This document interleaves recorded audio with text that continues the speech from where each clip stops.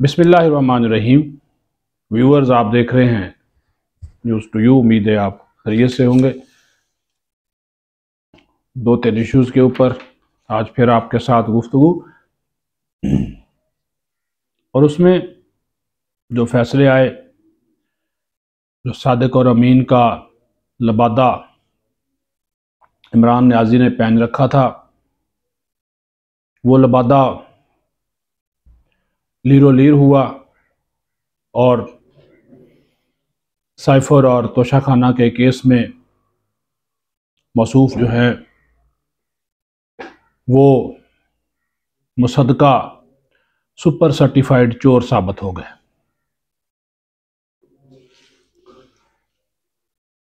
अदालत के इस हवाले से दो फैसले, अभी तो सिर्फ दो फैसले आए हैं, साइफर का और तोशाखाना का।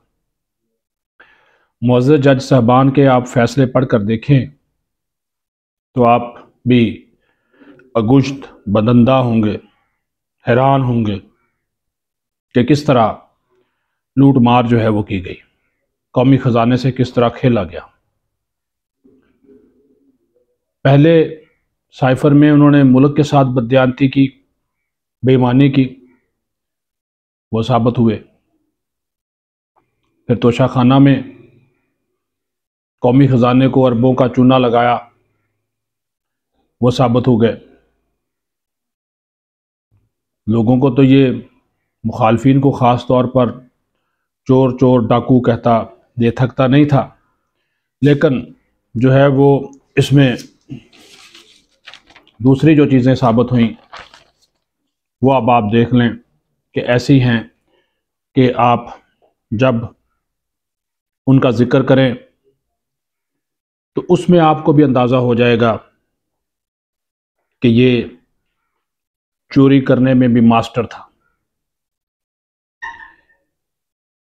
तोहफा में मिली खाना काबा की तस्वीर वाली घड़ी, ये अब चीज़ें जो सामने आई, जो तहकीकात हुई ना, मज़ीद चीज़ें सामने आई। अब देख ले, 38 लाख रुपए मालियत की ये रोलेक्स घड़ी है। खाना काबा की तस्वीर बनी हुई है। इस घड़ी को पिंकी पीरनी के ज़रिए फराह गोगी के हवाले किया गया कि उसको बेच दे, जिसने दुबई जाकर इस घड़ी को बेचा और हासिल होने वाली रकम पाकिस्तान भिजवाई।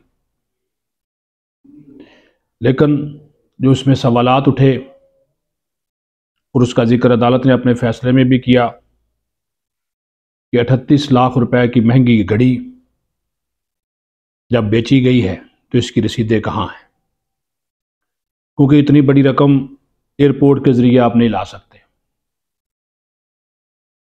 तो फिर क्या गोगी ने इमरान न्याजी को जो पैसे बेचे घड़ी बेच के, वो हुंडी के ज़रिए भेजे? क्या गोगी ने पिंकी को मनी लॉन्ड्रिंग के ज़रिए पैसे भिजवाए? अगर ऐसा होता भी है तब भी पिंकी पीरनी, फराह गोगी और इमरान न्याजी रियासत पाकिस्तान के मुजरिम हैं। अगर ऐसा नहीं है, क्योंकि ये साबित नहीं कर सके, तो फिर इनको रसीदें देना चाहिए थे, जो कि देने में नाकाम रहे। फिर कहा गया कि आप इनको छेड़ेंगे, इन पर हाथ डालेंगे तो बाहर निकलेंगे लोग।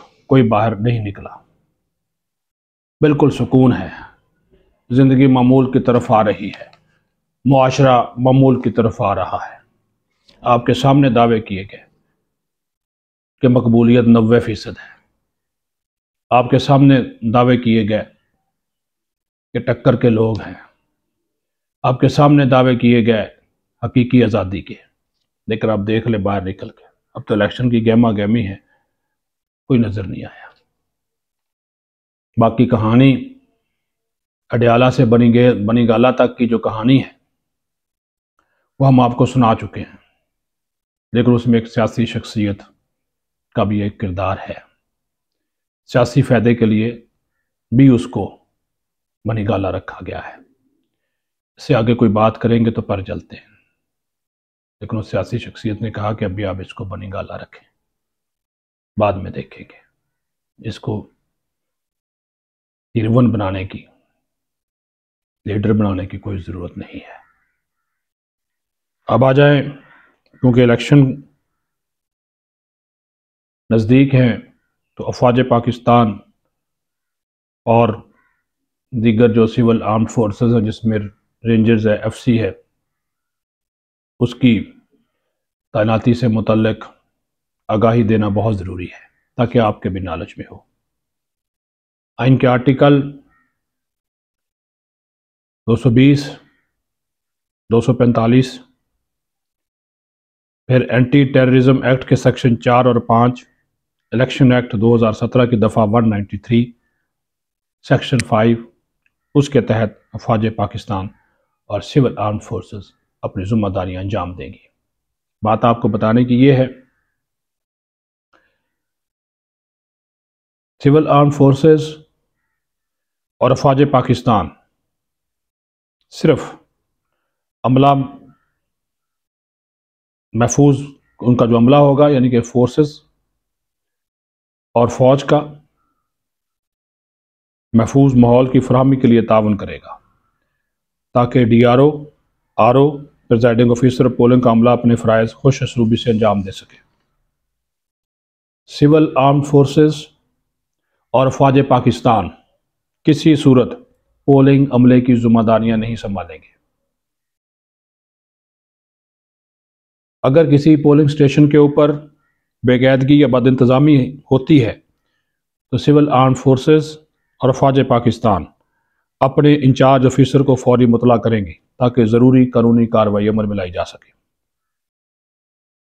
सिविल आर्म्ड फोर्सेस और अफवाज पाकिस्तान किसी भी अहल वोटर को पोलिंग स्टेशन में दाखिले से नहीं रोकेंगी, मासवाए ऐसा शख्स जिसके पास हथियार या धमाकाखेज मवाद या ममनुआ मवाद पाया जाएगा, या वो लोग जो शरअंगेज़ी फैलाने या मुल्क की मफाद सलामती के खिलाफ कोई हरकत करते पाए जाएंगे। किसी पोलिंग स्टेशन के बाहर कोई बेज़ाब्तगी होती है, बदइंतज़ामी होती है, अमन व अमान और सिक्योरिटी की सूरत हाल ख़राब होती है, तो इसकी इतला प्रिजाइडिंग ऑफिसर और अपने बाला कमांडर को देने के साथ साथ हदायत के मुताबिक काम करेंगी। Arm forces, presiding officer, assistant presiding officer या पोलिंग ऑफिसर के काम में किसी तरह मुदाखलत नहीं करेंगी। पहले मरहले में फौज जो है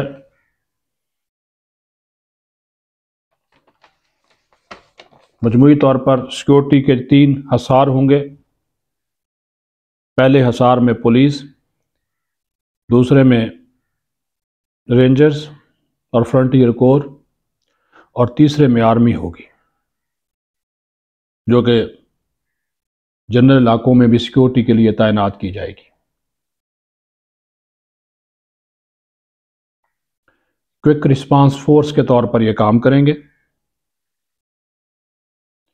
आर्म फोर्सेस बैलेट पेपर की छपाई के दौरान प्रिंटिंग प्रेस की हिफाजत पर मामूर होंगी और इलेक्शन के दिन दफ़ा 144 के तहत हथियारों की नुमाइश पर पाबंदी होगी। हर ऑफिसर और JCO इलेक्शन कमीशन के जारी करदा नोटिफिकेशन के तहत अपने इख्तियारात का बर वक्त इस्तेमाल करेंगे। ये बहुत बताना ज़रूरी था ताकि इलेक्शन का माहौल, सिक्योरिटी आप लोगों की, आपने वोट डालना है, वो यकीनी बनाई जा सके। पाकिस्तान जिंदाबाद।